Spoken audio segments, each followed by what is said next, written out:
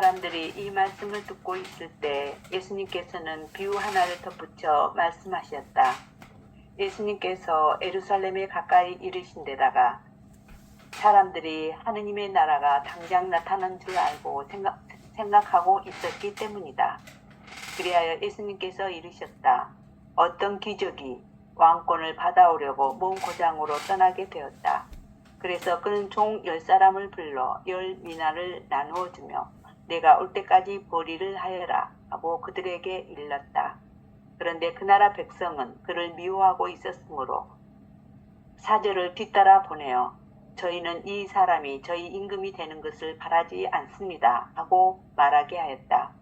그러나 그는 왕권을 받고 돌아와 자기가 돈을 준 종들이 보리를 얼마나 하였는지를 알아볼 생각으로 그들을 불러오라고 분부하였다. 첫째 종이 들어와서 주인님의 한 미나로 10미나를 버려드렸습니다 하고 말하였다. 그러자 주인이 그에게 일렀다. 잘하였다 착한 종아. 내가 아주 작은 일에 성실하였으니 10고을을 다스리는 권한을 가져라.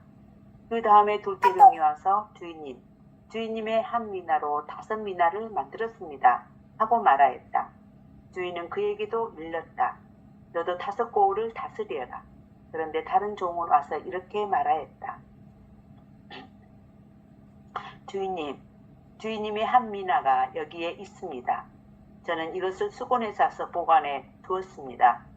주인님께서 냉혹하신 분이어서 가져다가 놓지 않은 것을 가져가시고 뿌리지 않는 것을 거두어 가시기에 저는 주인님이 두려웠습니다. 그러자 주인이 그에게 말하였다. 이 악한 종아, 나는 내 입에서 나온 말로 너를 심판한다. 내가 냉혹한 사람이어서 가져다 놓지 않은 것을 가져가고 뿌리지 않은 것을 거두어 가는 줄 알고 있었다는 말이냐? 그렇다면 어찌하여 내 돈을 은행에 넣지 않았느냐? 그리하였으면 내가 돌아왔을 때 내 돈에 이자를 붙여 되찾았을 것이다. 그리고 나서 곁에 있는 이들에게 일렀다. 저자에게서 그 한 미나를 빼앗아 10미나를 가진 이에게 주어라. 그러자 그들이 주인에게 말하였다. 주인님, 저희는 10미나나 가지고 있습니다. 내가 너희에게 말한다. 누구든지 가진 자는 더 받고 가진 것이 없는 자는 가진 것마저 빼앗길 것이다. 그리고 내가 저희에게 임금이 되는 것을 바라지 않는 그 원수들을 이리 끌어다가 내 앞에서 처형하여라. 아멘. 그래요. 루카복음 19장 이 비유는 예수 그리스도께서 에리고를 지나서 이제 예루살렘에 입성하기 직전이라고 하는 매주 긴박한 시공간적 배경을 전제하고 얘기가 진행되는 건데요. 실제로 11절의 비유는 이 말씀을 듣고 있을 때 예루살렘에 가까이 오셨고 그들은 하느님 나라가 당장 나타내 줄 생각했던 거예요. 그러니까 실제로 11절에는 이렇게 나오잖아요. 예수님께서 예루살렘에 이르셨을 뿐만 아니라 사람들이 하느님 나라가 당장 나타날 줄로 생각했다라고 보는 거예요. 당대에 예수님 시대에 그 사람들은 예수님이 로마의 압제하에 있었기 때문에, 그러니까 이스라엘이 로마의 압제하에 있었기 때문에 예수님이 예루살렘에 들어가는 순간 아주 놀라운 일을 기대하고 있었던 거예요. 혁명가로 보았으니까 기본적으로 로마의 압제를 뒤집어 엎고 다윗의 영광을 재현할 정치적 메시아로서의 왕국을 예루살렘에서 예수님이 선포할 거다. 그래서 우리를 로마의 독재로부터 해방시켜 줄 거다. 그래서 당대 백성들에게 있어서는 예수님에게서 눈에 보이는 권력 교체를 하느님 나라로 본 거예요. 그러니까 로마로부터의 즉각적인 해방, 그것이 바로 하느님 나라를 예수님이 보여줄 거다라고 본 거죠. 그러나 실제로는 무슨 일이 일어납니까? 예루살렘에 입성하는 것은 그때부터 이제 예수님은 십자가의 순환과 죽음을 향해 가게 되는 길이 바로 예루살렘 입성이거든요. 그러니까 많은 사람들이 예수님을 메시아로 기대했단 말이에요. 구원을 가져다 줄 구원자. 그때 이제 예수님의 구원은 정치적 해방, 눈에 보이는 권력의 교체, 그리고 물리적 보상, 이런 것들을 예수님에게 기대했는데 실제로는 예루살렘에게 들어가는 순간 예수님에게는 무슨 사건이 기다리고 있냐면 십자가의 현실이 기다리고 있는 거예요. 그러니까 군중들의 기대와 예수님의 십자가의 현실과는 하늘과 땅 차이잖아요. 이 간극을 교정하기 위해서 주어진 아주 교육적이고 충격적인 요법으로서 하느님 나라의 비유를 열 미나의 비유를 통해서 드러내고 있는 거죠. 그러니까 예수님은 하느님 나라가 당장 나타나는 것이 아니라고 선을 긋는 거죠. 왕은 왕위를 받으러 먼 나라를 떠나야 한다. 다시 오기까지 상당 기간의 시간이 지연될 거다. 이 지연된 시간, 왕이 눈에 보이지 않는 이 부재의 시간이야말로 제자들이 살아내야 할 현실이다. 즉 신앙은 기적적인 도약이 아니라 하느님조차 없는 것 같은 삶의 현실 앞에서 그 지금 내게 주어진 삶의 현실을 있는 그대로 받아들이고 견디어내는 그 지구력의 문제를 천명한 거죠. 그러니까 눈앞에 주어진 일, 지금 하는 일, 지금 만나서 해야 되는 일, 이것이 바로 하느님 나라의 모델임을 보여주는 거거든요. 당대에 이 비유를 쓰게 된 이유를 보면 이 비유가 등장하는 이 상황을 당대의 역사적 비유와 함께 대비해서 보면 좋을 것 같아요. 어떤 귀인이 왕위를 받아가지고 오려고 먼 나라로 떠났다라고 설정하는 이 역사적 배경의 설정은 어떤 배경을 가지고 있냐면 그 당대에 팔레스타인 지역에서는 역사적인 사건을 상징하게 만드는데 헤롯이라고 하는 분봉왕의 아들이 아켈라오라는 실화의 인물이 있거든요. 그는 그 헤롯 왕이 죽자 아들 아켈라오는 자신의 왕권을 그러니까 로마 황제로부터 인준받기 위해서 로마 황제 아우구스투스에게 그 인준받기 위해서 떠난 거죠. 그렇지만 유대인들은 너무 살벌한 독재자였기 때문에 그를 증오해서 50명의 사절단을 로마에게 파견해서 우리는 이 아켈라오라고 하는 헤롯 아들을 왕으로 옳지 않습니다라고 하는 탄원서까지 보낸 정도의 상황이었다고 보죠.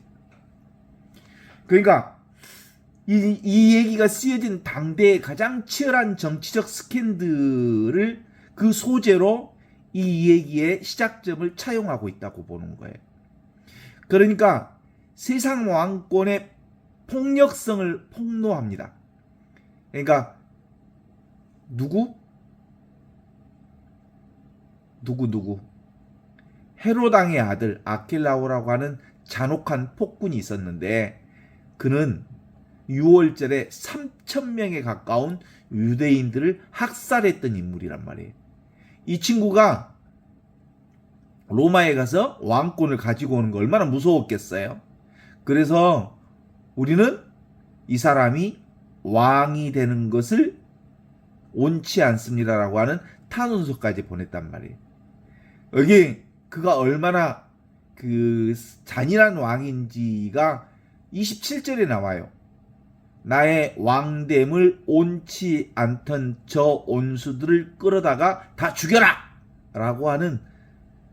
라고 명하는 장면이 바로 아켈라오, 헤로당의 아들 아켈라오의 잔혹성을 그대로 반영하는 말이라고 볼 수 있어요. 그러니까 당대의 세상 권력의 본질이라고 하는 건 어때요? 폭력성과 백성에 대한 무자비한 지배. 그것이 세속왕의 특징이잖아요. 이것을 비유해서 진정한 의미의 왕, 그리스도 왕은 어떤 분으로 우리에게 드러내고 있냐면 예수님은 자신을 왕위를 받으러 가는 귀인과 동일시키면서 예수님의 왕권은 아킬라오의 그 세속 왕과 완전히 다르다라는 한 것을 전제하면서 얘기를 시작하는 거예요. 아킬라오는 백성을 수탈했지만 예수님은 종들에게 한 미나씩을 나누어 줍니다. 아킬라오는 군림하기 위해서 돌아왔지만 예수는 종들의 수고를 칭찬하고 더 큰 섬김을, 고을 다스림을 맡기기 위해 돌아온 거죠. 이 비유는 세상의 폭력적 역사 속에서 하느님의 평화적 통치가 어떻게 실현되는지를 대조적으로 보여주는 흐름이라고 말할 수 있어요. 그 마테오복음 25장에 보면 뭐 나와요? 달란트의 비유가 나오거든요. 달란트의 비유. 근데 누가복음에서는 19장에 문화의 비유, 미나의 비유가 나오는데 이 마테오복음의 달란트 비유와 누가복음의 이 미나의 비유를 자주 혼돈하지만 이건 대단히 서로 차이점을 가지고 있어요. 마테오복음 25장의 달란트 비유는 그 1만 달란트, 그러니까 약 600데나리온, 약 20년치의 연봉을 그 어마어마한 규모의 얘기를 쓰고 있죠. 근데 그때 뭐라고? 재능에 따라서 5달란트를 주는 사람, 2달란트를 주는 사람, 1달란트를 주는 사람, 이렇게 각각의 능력에 따라서 다른 달란트를 제공하지만 여기 루카복음에 나오는 19장에 나오는 데는 그 뭐예요? 한 미나씩을 주잖아요. 한 미나는 100데나리온이라고 말할 수 있는데 약 3개월치의 월급을 미리 준 거예요. 그래서 모든 종들에게 동등한 한 미나를 주었고, 그리고 그것에 대한 보편적인 책임을 묻는 거거든요.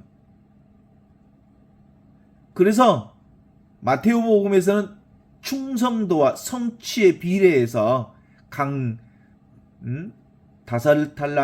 2달란트, 1달란트를 주지만 실제로는 누가복음은 모두 다 똑같이 한 미나를 줌으로써 세상 속에서 어떻게 그것을 증언하는지를 보는 물음이라고 말할 수 있어요.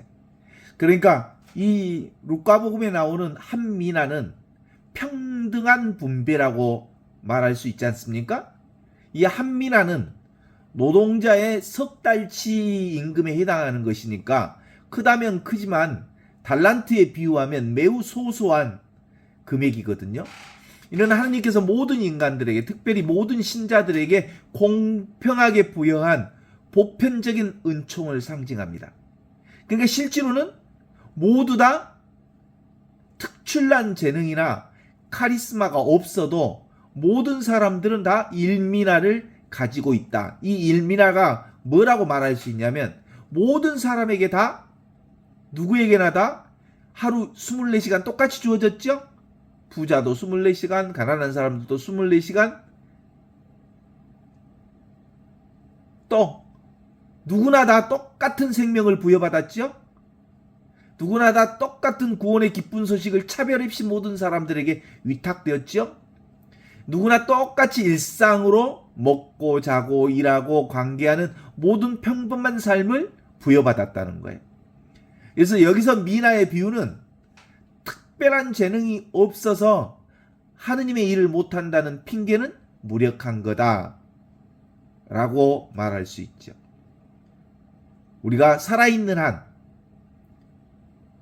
우리에게 투자된 그리고 투자해야 할 일미나가 우리에게 모두 공평하게 부여되어 있습니다. 그 일미나라고 하는 건 생명이죠. 생명. 보물이죠. 보물. 지금 여기 이 순간 살아있는 하느님의 현재 존재하는 이것. 이건 똑같이 누구나 똑같이 공평하게 가지고 있는 것. 텅 비어 있으면서 모든 것을 알아차리는 이 생명. 그렇죠? 이걸 가지고 장사해라 라고 얘기하죠. 장사해라. 그들은 10명을 불러 미나를 주면서 이걸 내가 올 때까지 장사하라고 이렇게 명합니다.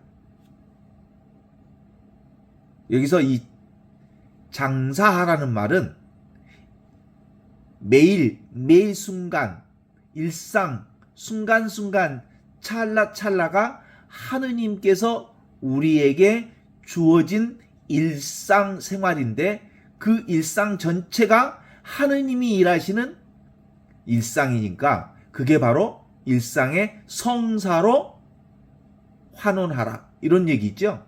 근본적으로 우리 삶 전체가 바로 성체 성사다 이렇게 보는 거 아니겠습니까?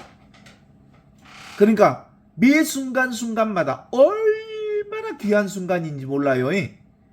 그래서 순간순간 내게 주어져 있는 모든 일을 있는 그대로 수용하고 받아들이면서 그 삶을 지극정성을 다해서 매 순간순간 새로운 삶을 살라라고 하는 말씀이고 거기서 바로 놀라운 기적을 우리가 발견할 수 있다. 왜냐하면 그 순간순간이 하느님께서 일하시는 순간이기 때문에 그 순간순간은 뭐예요? 내가 도구가 되어라. 하느님이 일하시는 도구로서의 그 순간순간을 철저히 살라라고 하는 말씀이 되는 거죠. 어때요? 동의하십니까? 하느님이 일하신다께 그리고 내게 경험되어지는 모든 사건은 하느님께서 개입하시는 사건이고 나는 그 자리에 하느님의 도구로서 산다니까? 그래서 실제로는 나는 그분의 도구이고 그분이 나를 통해서 온갖 일을 한다고 생각한다면 완전히 나를 그분께 내어놓는 삶, 그게 바로 지금 눈앞에 현존의 삶을 얘기하면 지금 존재하는 그것. 그래서 그렇게 사는 사람은 어떻게 사는 거예요? 온전히 지극정성 하루하루의 삶을 감사하는 삶으로 한순간도 놓치지 않고 지극정성을 다하는 삶, 감사하는 삶. 그렇지 않습니까? 이게 철학적 의미로 얘기한다면 아리스토텔레스와 플라톤의 용법에 이 단어를 어떤 목적을 달성하기 위해서 애를 쓰는 과정, 진지하게 과업을 수행하는 태도를 의미하는 거거든요. 신학적으로 적용해 본다면 영적 관점에서 이 장사한다, 장사해라 이 말은 하느님의 부재 상황과 같은 속에서도 우리 눈으로 볼 때는 하느님이 없는 것처럼 보이더라도 실제로는 하느님이 일하신다. 눈에 보일 때는 눈에 보이는 것은 하느님이 안 보이잖아. 없이 계시는 하느님이 온전하게 드러내기 위해서 자신을 투신하고 있는 순간이다. 그래서 매 순간순간 수동적인 기다림이 아니라 적극적으로 개입해서 세상 한복판에서, 시장의 소음터에서, 일터에서, 그리고 내가 살아가는 매 순간순간을 하나님의 뜻에 따라서 온전히 나를 투신하는 것, 그것이 하느님의 도구로 사는 것이고, 오늘 복음에서 말하는 것처럼 장사해라 라는 말이거든요. 내가 돌아올 때까지 그 장사해서. 그래서 이 부재라고 하는 것, 내가 없는 동안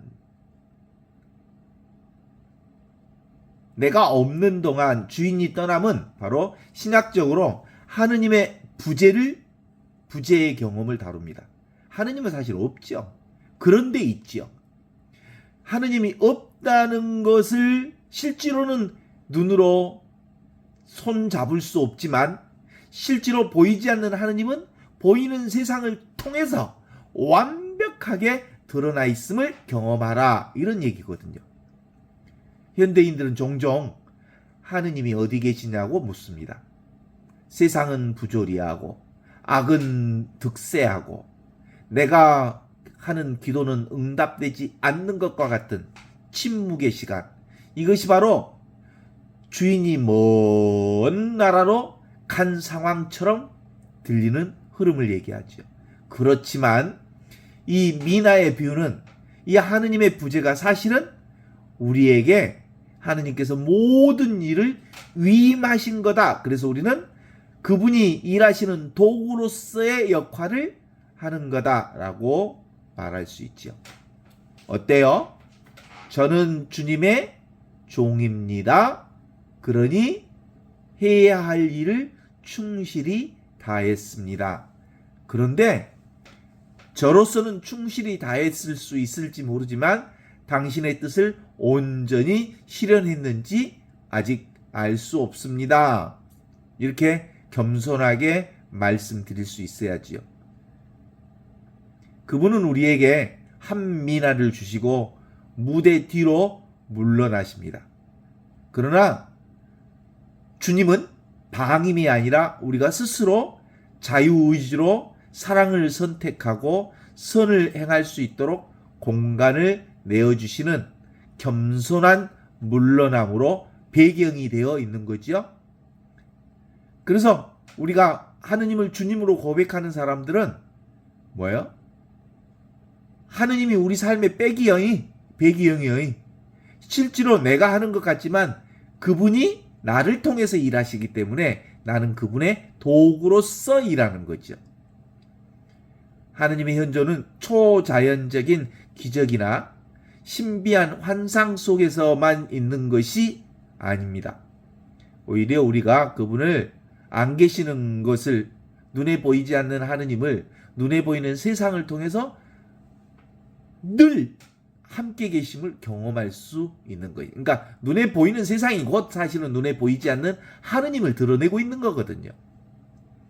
우리의 맡겨진 일상 속에서 성실하게 장사할 때 그 행위 속에 하느님은 늘 이렇게 현존하십니다.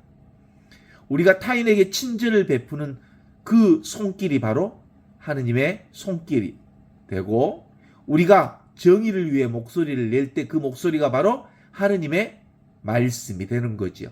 그것이 바로 없이 계시는 하느님을 지금 여기서 이렇게 현존하시는 하느님으로 경험하는 겁니다. 그래서 장사하라, 그 열 종을 불러서 열 미라를 주며 내가 올 때까지 장사하라 라고 하는 이 의미는 내가 가진 것을 내어주고 다른 가치를 얻는 행위잖아요. 이게 바로 영성생활의 끊임없는 거룩한 교환의 과정입니다. 어때요? 나의 시간을 내어주고 이웃의 위로를 얻습니다. 나는 점점 작아질 때 하느님이 나를 통해서 온전하게 모든 일을 다 해내십니다. 내가 한다는 생각, 내가 한다는 나의 의지, 나의 욕망, 나의 욕심을 내려놓을 때 그분은 나를 온전한 당신의 도구로 쓰여주시죠. 그 말은 이 교환의 영성을 다른 말로 얘기하면 뭐예요? 죽어야 사는 영성, 내려놓아야 온전히 충만한 영성, 텅 비어야 비로소 충만한 영성. 이것이 바로 교환의 영성입니다. 1미나는 그때 비로소 10미나가 됩니다. 영적 자본은 사용할수록 고갈되어지는 물질적 자본과는 달리 내어주고 또 내어줄수록 증식되고 또 증식되어지는 신비한 성격을 갖고 있는 거죠. 나는 나의 생각과 나의 느낌과 나의 의지와 나의 생각을 내려놓으면 이 나를 통해서 하느님은 더 큰 사랑을 세상에 샘솟듯 품어 올려 주십니다. 사랑은 퍼낼수록 샘솟고 용서는 할수록 내면이 넓어지고, 그래서 이 신미나를 남긴 종은 10배를 10배, 100배, 1000배의 기적을 경험하게 하는 거죠. 반면에 미나를 수건에 쌓아둔 종은 어떤 얘기를 하는 거예요? 이 바로 교환의 영성을 거부하는 겁니다. 그는 손해가 볼까봐 두려워서 아무것도 내어놓지 않고 결국 아무런 영적 가치도 창출하지 못하게 되는 거지요. 영적인 삶에서 가장 큰 위험은 실패가 아니라 아무것도 시도하지 않는 안전제일주의. 그거예요, 그거. 그쵸?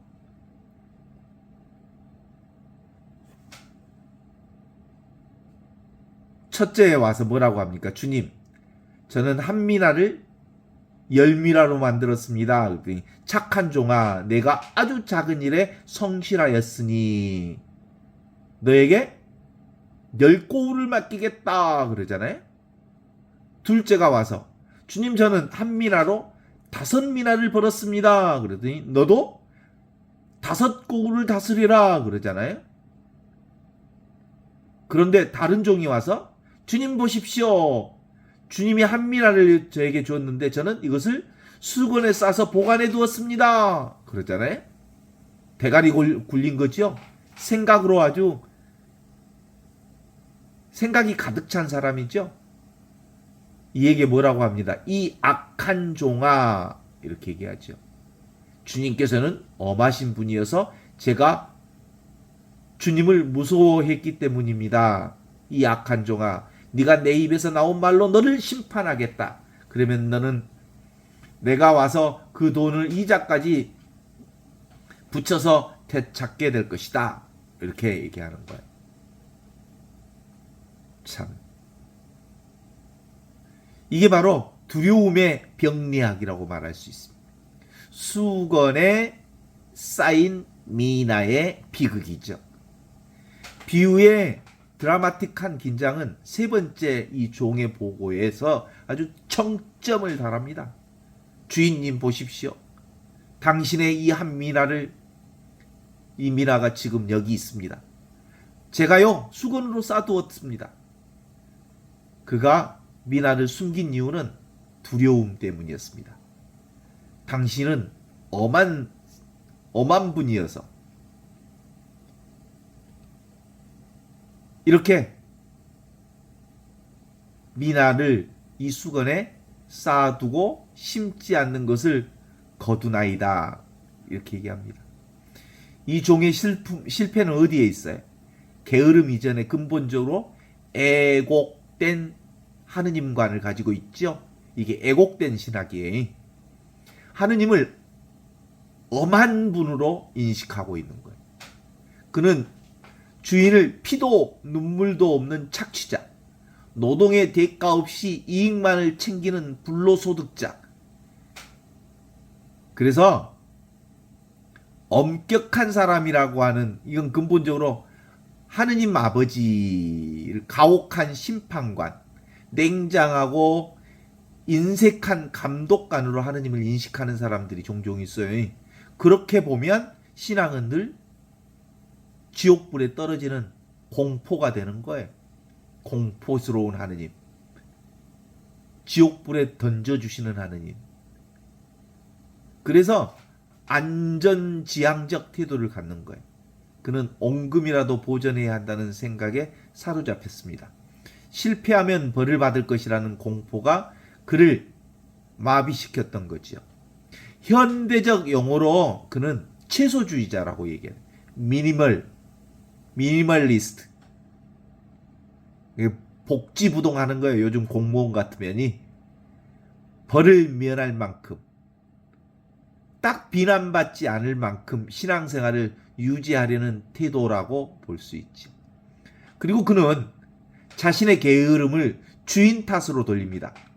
당신이 너무 무서워서 아무것도 할 수 없었습니다 라고 하는 변명은 전형적인 피해자 코스프레라고 말할 수 있죠.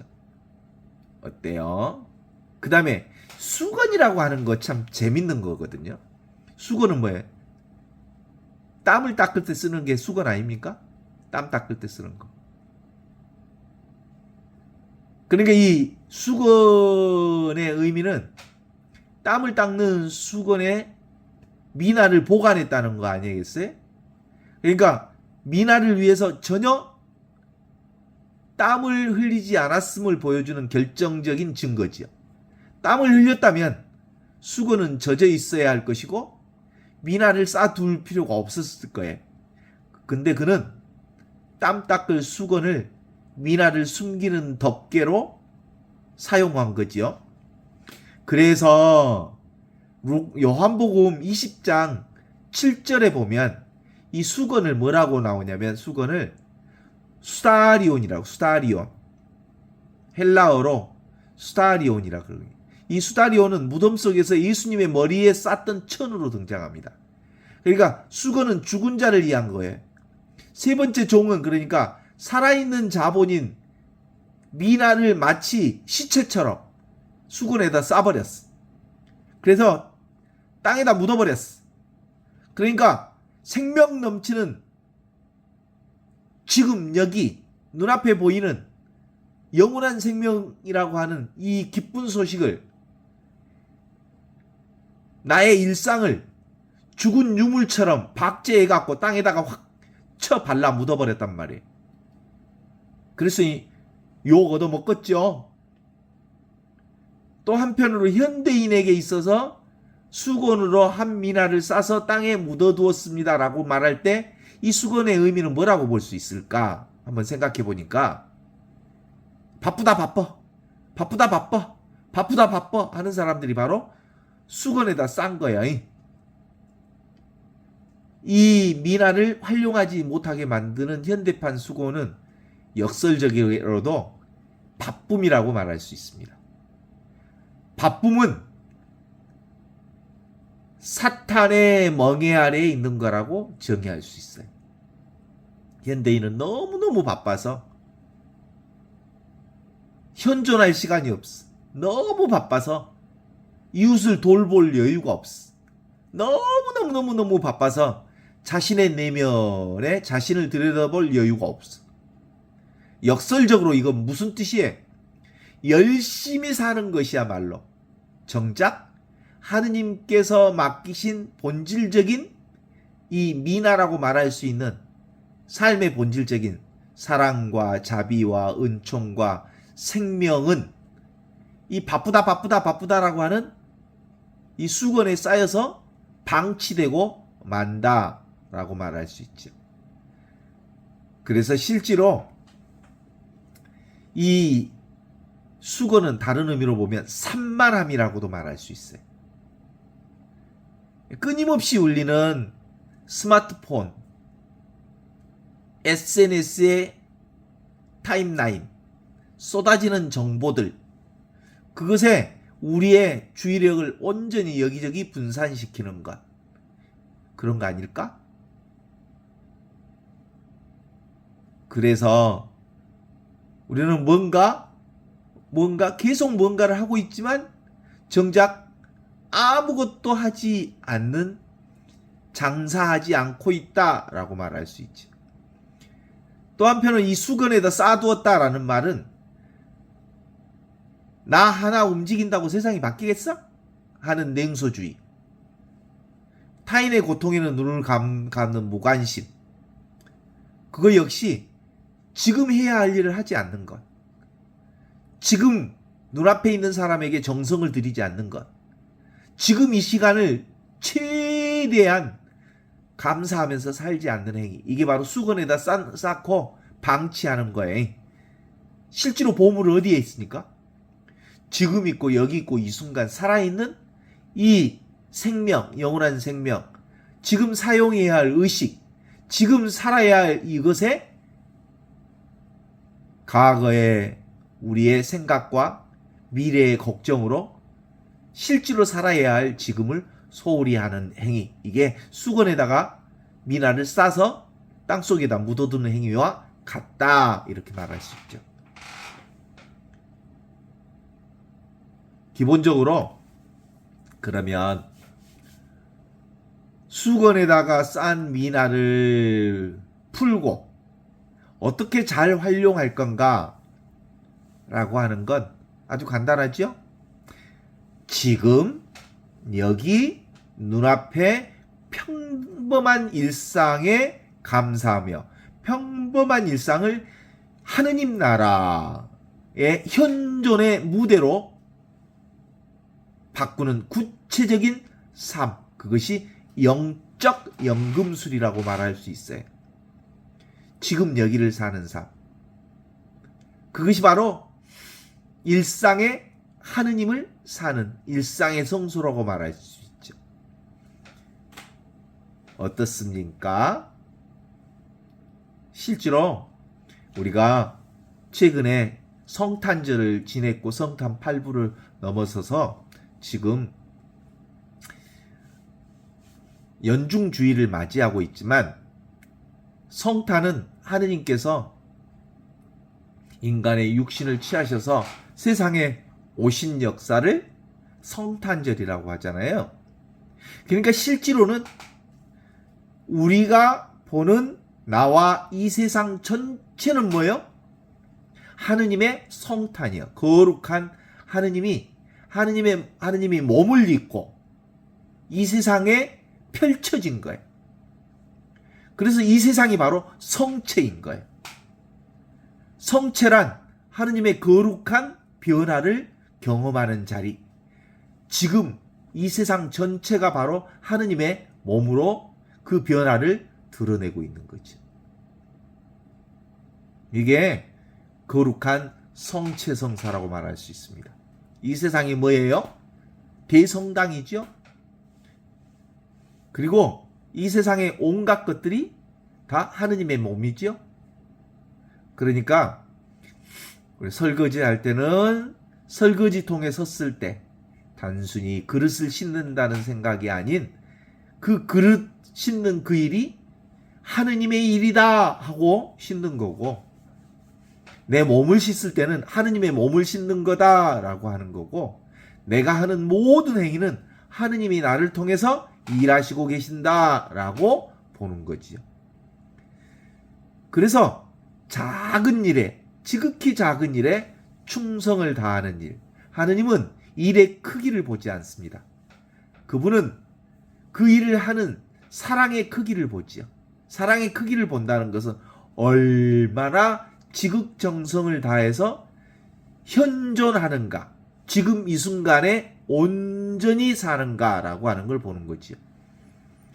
열 고울을 다스리는 권세는 거창한 프로젝트가 아니라 아무도 보지 않는 지금 일상의 삶을 성실하게 살아가는 사랑의 행위에 대한 보상입니다. 그죠? 그래서 실제로 우리의 삶의 최고의 모습은 그런 거예요. 전례와 미사 전례와 우리 삶이 하나인 거예요. 미사전례 따로 있고 삶이 따로 있는 게 아니라 성체성사가 곧 전례의 성체성사가 일상생활의 성체성사로 연결되어져야 한다라고 말할 수 있는 거죠. 어때요? 동의하십니까? 그래서 이 비유에서 하나의 미나를 10미나로 남긴 종은 사실은 1000%, 10,000%의 수익을 올린 거죠. 세상의 경제학으로는 불가능해 보이지만 하느님 나라의 경제학에서는 가능한 일입니다. 이게 바로 영적 복리 효과라고 말합니다. 아침에 건넨 나의 친절이 우주 전체를 따뜻하게 합니다. 내가 보는 세상의 눈빛이 바로 하느님 세상 전체를 밝게 하고 환하게 비춥니다. 나의 보는 이것이 바로 하느님의 보는 눈과 똑같기 때문입니다. 내가 듣는 이것이 바로 하느님이 듣는 그것과 똑같습니다. 나는 지금 본래 고요하고 침묵 가운데 있어 소리 없는 소리이기에 온갖 소리를 다 들을 수 있어요. 나는 그래서 아무것도 없기에 온갖 것을 다 볼 수 있어. 그러니까 나를 뭐라고 해요? 나는 모름이죠, 모름. 모름이 있기에 모든 알미 거기서 시작되는 거예요. 주인은 악한 종에게 어찌하여 내 돈을 은행에 맡기지 않았느냐라고 책망합니다. 당시 은행 환전상은 이자를 주었지만 돈을 떼일 위험도 분명히 있었습니다. 주인의 말은 왜 최소한의 위험도 감수하지 않느냐라고 하는 질책이라고 말할 수 있어요. 그래서 우리 삶을 사랑하는 것, 지금 여기 현존하는 사랑의 삶은 언제나 상처받을 위험을 동반합니다. 내가 베푼 호의가 무시당할 수도 있고 배신당할 수도 있지. 그렇지만 상처가 들어와서 마음을 닫는 것은 미나를 수건에 싸서 땅에다 파묻는 꼴이 되는 거죠. C.S. 루이스라고 하는 사람은 사랑한다는 것은 상처받기 쉬운 상태가 되는 거다. 상처받지 않으려면 마음을 아무에게도 주지 말고 관 속에 묻어두어야 합니다. 라고 말합니다. 사랑한다는 것은 상처받기를 각오하는 겁니다. 지금 여기 이 순간 살아있는 그리스도의 현존을 산다는 것은 고통도 받아들이고 슬픔도 받아들이고 어두움도 받아들이고 밝음도 받아들이고 행복도 받아들이고 불행도 받아들이고 모든 것을 수용한다는 우리의 용기이죠. 상처받을 용기. 이게 사랑하는 자의 용기라고 말할 수 있습니다. 봐봐요.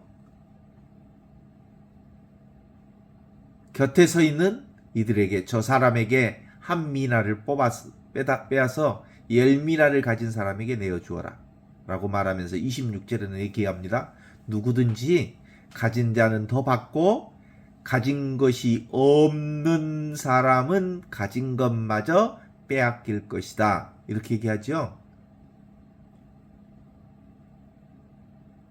있는 자, 없는 자, 영적 빈익분, 부익부. 어때요?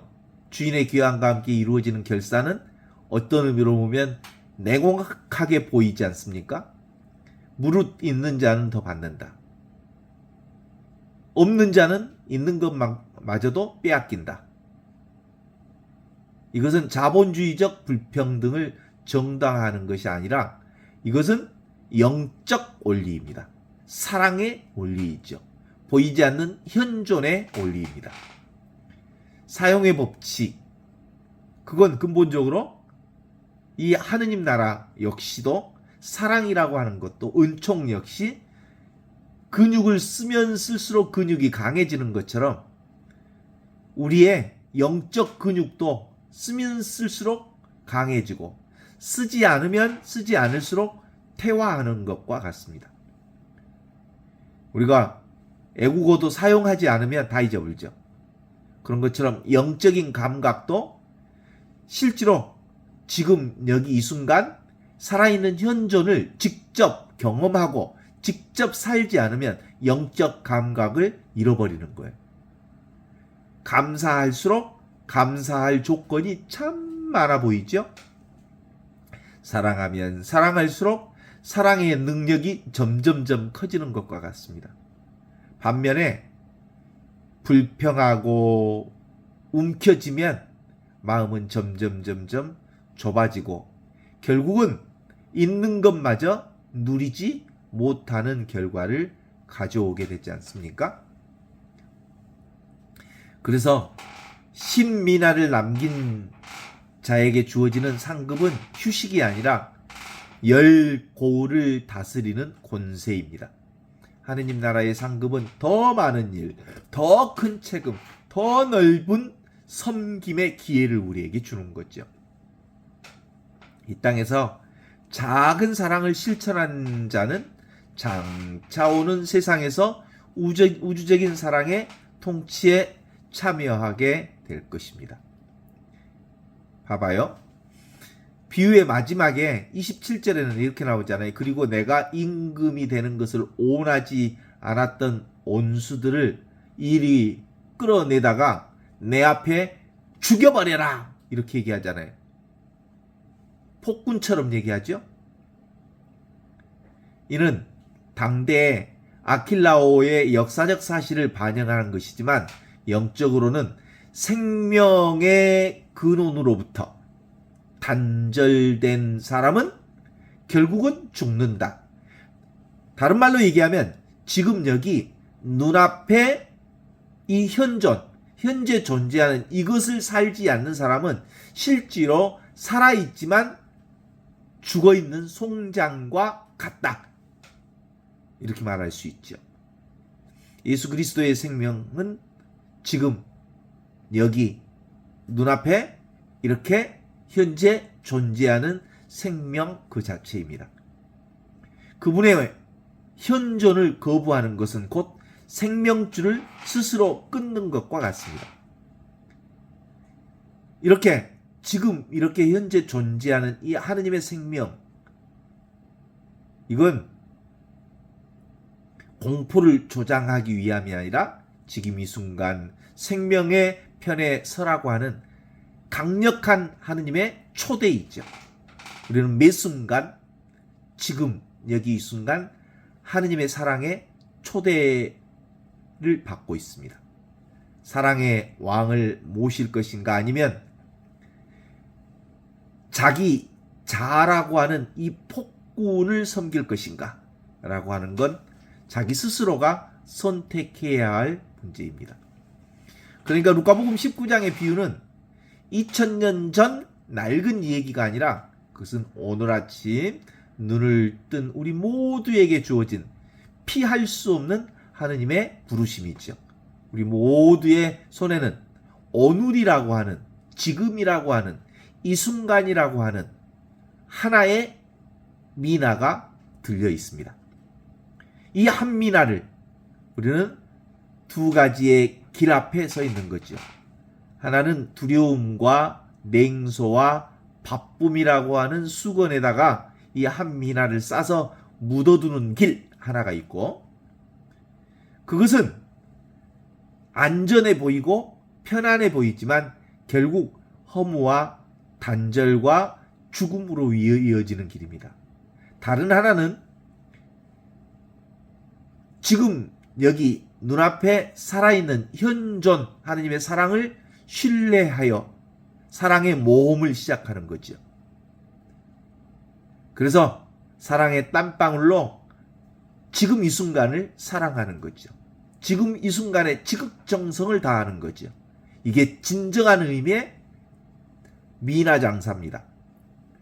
설거지통 앞에서 열심히 설거지하고 그 다음에 책상에 앉으면 책상에서 지금 쓰는 글을 열심히 쓰고 만원 버스 앞에서 지친 종료들의 옆자리에 사랑을 투자하는 겁니다. 비록 당장 손해보는 것 같고 아무도 알아주지 않는 것 같아도 이 길은 생명으로 이뤄지는 길이고 30배, 60배, 100배, 1000배, 만배, 무한대의 기쁨으로 들어서는 길입니다. 따라서 하느님의 현존은 저 멀리 구름 위에 있는 현존을 구하는 게 아니라 지금 당장 눈앞에 있는 이 삶을 사는 겁니다. 그것이 전부지요? 그래서 기본적으로 눈앞에 있는 황금을 잡는 게 아니라 지금 있는 그대로의 존재를 살라는 거예요. 황금 보기를 돌같이 하라. 뭐예요? 눈에 보이는 돈이나 황금이나 눈에 보이는 것들은 사실상 뭐예요? 지금 여기 이렇게 생생하게 살아있는 현존의 표현이죠. 하느님의 펼쳐짐이죠. 사랑의 펼쳐짐을 소중하게 여기되 그것을 붙잡지 않는 행위라고 말할 수 있죠. 그것이 바로 이 세상을 바라보는 아주 소중한 방법입니다. 이 세상은 전체는 하느님의 현현이죠. 육화이죠. 거룩한 밤, 고요한 밤, 어둠이 깔린 밤, 주의 아기 예수가 탄생한 육화는 바로 하느님이 아기 예수로 오셨다는 아기 예수의 사건에 국한한 게 아니라 눈에 보이는 모든 것들이 하느님의 생명으로 표현되고 펼쳐지고 있음을 선포하는 성체 성사의 육화의 기적을 드러내고 있는 거죠. 말씀이 사람이 되시어 우리 가운데 오신 사건.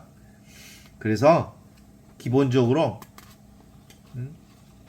진정한 의미의 우리 신앙은 신심불이 우리 세상 전체를 하느님의 사랑으로 사랑이 펼쳐지는 세상으로 보는 거죠.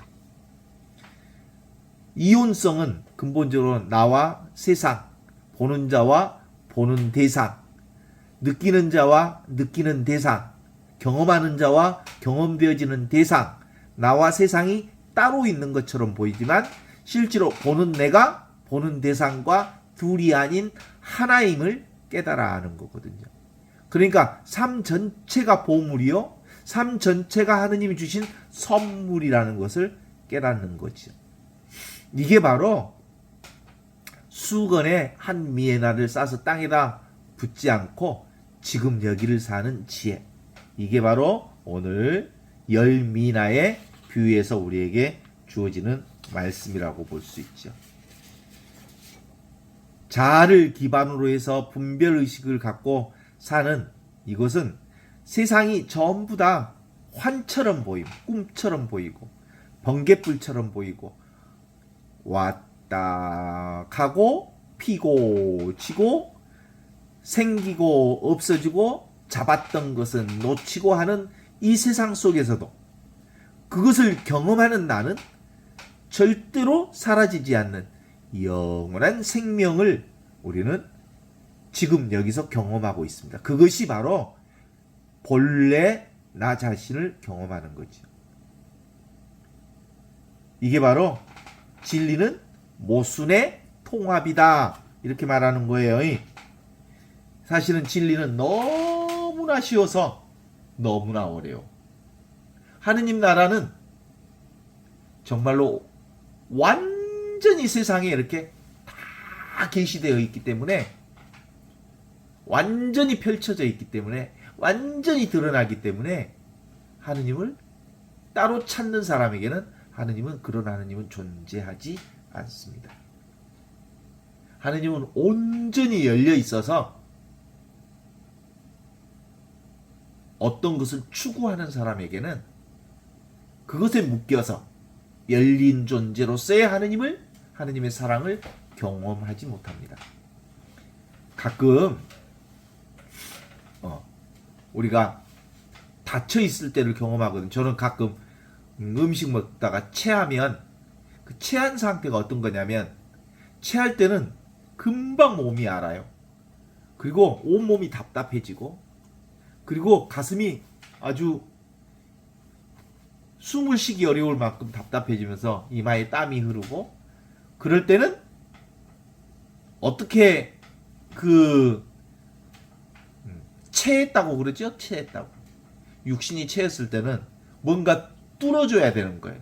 제가 보통 사용하는 방법은 손가락을 목구멍에 집어넣어서 먹었던 음식을 토하는 방법과 화장실에서 계속 화장실을 가는 방법, 위로 빼고 밑으로 빼면 어느 순간에 그것이 소통되는 거예요. 막혔던 것이 편안하게 펼쳐지는 걸 경험해요. 그래서 우리가 실제로 아프지 않을 때는 너무 편안하니까 몰라요. 그런데 모를 때가 바로 온전한 충만함으로 가득 차 있는 상태라고 말할 수 있어요. 아무것도 느껴지지 않을 때가 온전한 사랑 가운데 있는 거라고 말할 수 있죠. 제가 오늘 한 2시간을 이렇게 자전거를 타고 2시간을 돌았는데, 자전거 바퀴를 돌린다고 하는 생각이 없을 만큼 아주 편안하게 자전거를 타요. 근데 발은 돌아가고 있어요. 그만 누가 돌리고 있어요? 우주가 자전거 바퀴를 돌리고 있는 거지. 그죠? 내가 돌리는 게 아니라. 그러니까 너무 편안하게 내가 발로 지금 돌리고 있는지도 모르면서 발을 돌리고 있는 상태. 이게 바로 하느님의 은총 가운데에 있는 상태. 모름. 아무것도 모르는 상태가 바로 이렇게 하느님의 은총을 사는 상태다, 이렇게 말할 수 있죠. 하느님의 현존은 저 멀리 구름 위에 있지 않습니다. 이제 우리는 한미나 우리에게 주어진 지금 눈앞에 있는 이 현존을 과거의 수건에다가 딱 싸서 묻어둘 게 아니라 지금 꺼내서 그것을 사용하자는 거예요. 당장 사용하자는 거예요. 지금 사용하자는 거예요. 이렇게 살아있는 생명으로 사용하자는 거예요. 그러면 지금 사용할 때 그 하느님의 생명을 지금 경험할 수 있어요. 즉시. 루카복음 19장 17절에 이렇게 나오잖아요. 지극히 작은 것에 충실한 자여 참으로 잘하였도다 라고 말하는 하느님의 말씀이 바로 오늘의 복음의 결론입니다.